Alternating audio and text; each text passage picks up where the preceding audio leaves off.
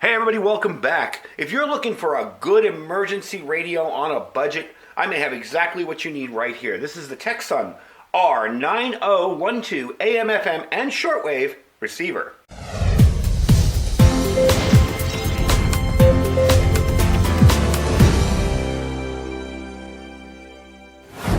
All right, everybody, welcome back. Just a quick channel side note, life note. Wife made it through oral surgery. She's fine. She's home resting. And we are back to doing videos. So, a lot of people ask me about communications, especially for emergencies and disaster preparedness and that kind of stuff. And being that I'm a ham, I expect those questions. And I usually tell them, if you're not interested in getting your ham license and buying gear and putting up antennas and all that, because some people, that just their eyes glaze over. It's too much for them to comprehend. If you're not interested in doing that, the best thing you can do is get yourself an emergency radio with your AM/FM bands on here, so you can listen to local broadcasts, and shortwave bands. Now, a lot of times, at that point, cost becomes a factor, all right? Well, I'm going to tell you, I'm going to start off the video right here by telling you this is $22. And this is made by Tecsun. The reason I'm telling you that is because I have a lot of Tecsun radios. They make extremely nice radios for the price. This is their, I would assume, they're pretty much their base model. It's the R-9012, and it's a handy little radio. It definitely has the feel and sound of a more expensive shortwave receiver, as well as AM/FM bands. The little speaker here, it's small, but it does a good job, and we're going to demo that in a bit. So why do I recommend AM/FM shortwave radio in your emergency kit? Well, the most effective communicators do a whole lot more listening than they do transmitting. And when people say communications, they always think they have to be holding a microphone and talking. You're going to want information from your local area, so that's what your AM/FM bands are for. And let's say in the case of a major grid down, EMP attack, whatever, maybe all of your local area stations are out. You're going to want to gather news and information, and that's where your shortwave bands come in handy.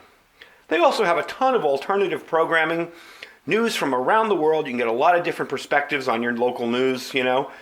You might hear one thing reported one way in the American press and reported completely different on the BBC. So it's just interesting to listen to. And if you find you like something like this, it can turn out to be a fun hobby. And again, you can buy really high-end shortwave receivers for not a lot of money, whereas the ham gear starts getting a little expensive. So it's very sensitive. That's one of the things I noticed. It's very sensitive for a $22 receiver. I picked up a station, an AM station in California the other night, messing around with it, and was able to pick up some in Arizona and New Mexico. And I mean, nighttime, that's pretty common for AM.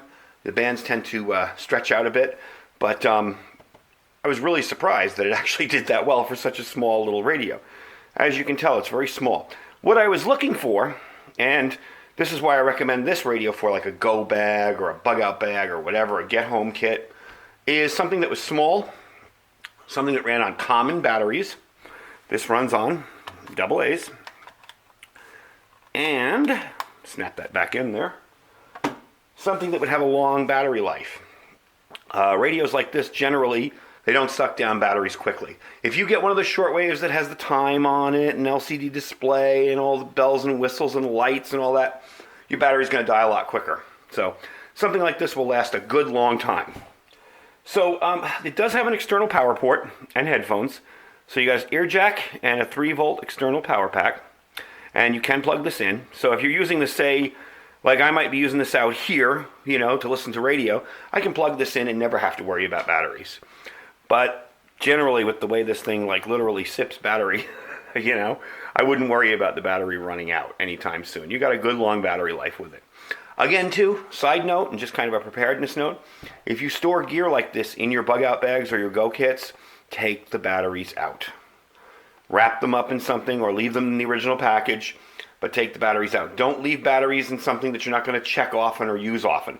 That's how you get leakage and damaged batteries. And yeah, you can buy high-end batteries and they swear they'll never leak. I've had rechargeables leak on me. I've had non-alkaline batteries leak on me. I've had alkalines leak on me.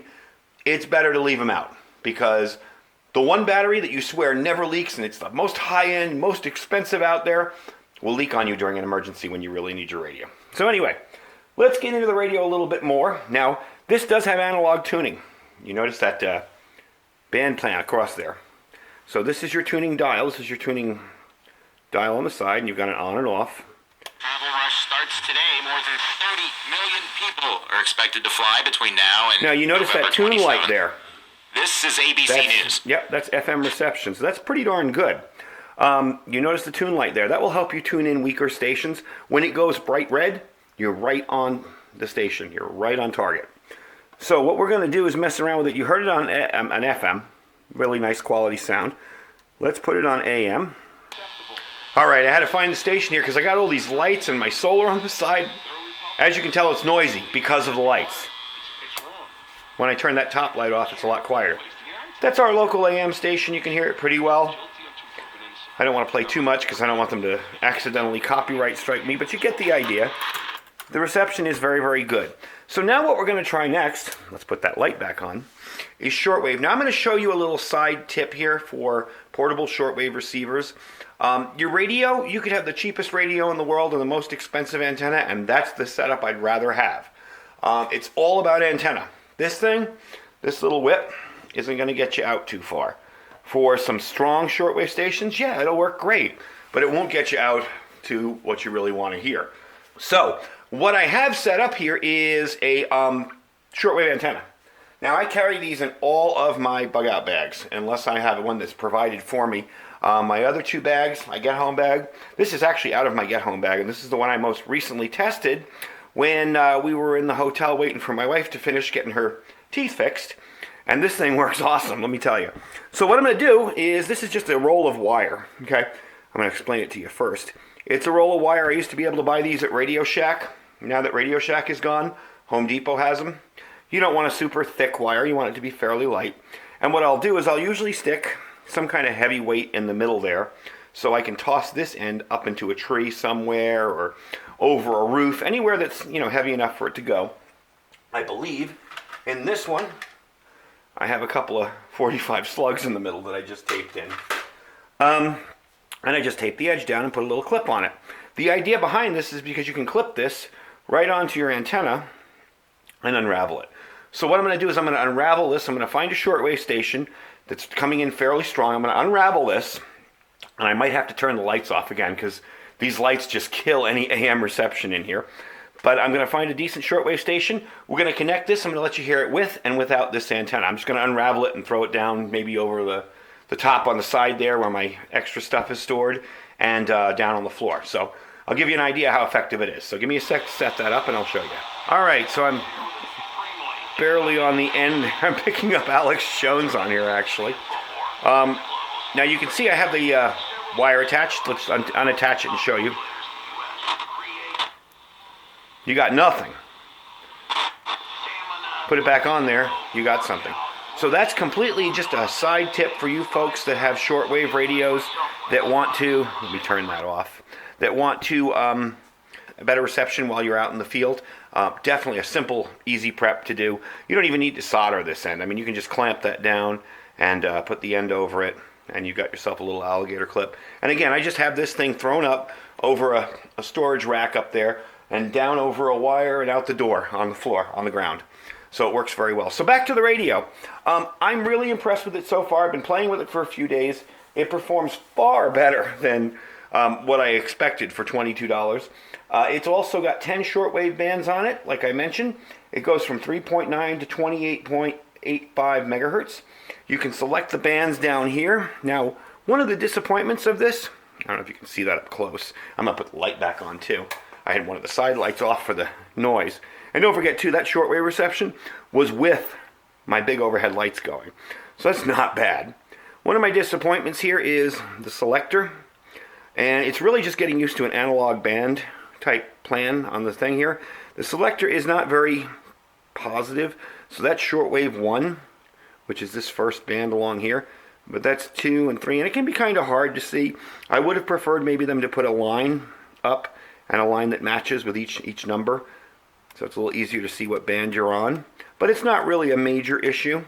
It does come with a nice little, you notice it's been up on its side, a nice little stand on the back, so that allows you to prop it up and kind of tune it and mess with it. Overall, I'm pleased. Tecsun really does make good stuff. I know the box is covered with Chinese, but it is, of course, made in China. But they do make pretty good shortwave receivers. I've really had no issues with any of their gear. So that's why I wanted to test this one out, because this is their cheapest one they got. So that is the Tecsun R-9012 AM/FM shortwave receiver. Again, a really good option for, say, a bug-out bag or a get-home bag, or even have in your house if you don't have a ton of space for a full-size shortwave radio, just for emergencies, even for AM/FM. The reception, as you can tell, is very good on AM and FM. Speaker is awesome. The volume, I was really surprised. Some of these smaller radios have crummy volume. Volume is awesome in this. You know, you got a nice, clear, loud speaker. The shortwave reception is really decent. I'm really impressed with it. Again, using an external antenna. Get yourself one. They're really easy. You can even put this up in your living room. You know, just string it up, put a couple of thumbtacks up on the wall when you need it, and take them out, and nobody's the wiser. It's a real simple, easy way to install a external antenna. Doesn't need to be outside. Up around the edge of your room will work too. So anyway, that's the radio. I'm going to put a link down below in the description where you can purchase this on Amazon. They are $22. It's a very compact radio, as you can tell. It's, you know, sitting in my hand. You can see how big it is. It's not a huge radio, so it would work for a bug-out bag or a get-home bag or any kind of smaller emergency pack. Runs on AA's. Real simple to use. So that's the radio. I hope you enjoyed it. Don't forget to check out our Amazon links down below. We have our store down there. Again, this will be the first link, and then you'll see our Amazon store. If you don't see anything in the store you like, just shop as you would normally. And it helps the channel bring you more cool gear. And don't forget our Thrive Life link. We do have the Thrive Life Black Friday sale coming up, and in a day or two I'm going to get that video up for you. I want to show you all the stuff that's on sale. The sale starts on the 21st for non-consultants. For consultants, I believe it starts on the 20th. And there are some discontinuing items that they're discontinuing. There's some amazing deals on the Black Friday stuff. I mean, I know I sell it, but I'm going to be buying some stuff too, because it's just so much cheaper. So anyway, don't forget to check out that link underneath the Amazon store. Thank you for watching, folks. Stay safe and stay prepared.